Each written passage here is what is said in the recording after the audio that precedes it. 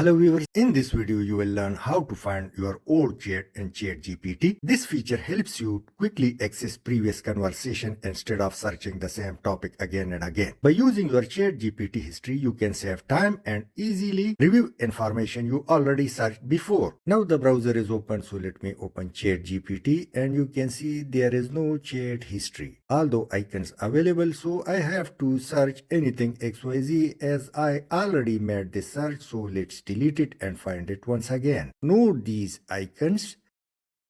Click anywhere over here and you will see the older chat. Note the collapse button and expand button.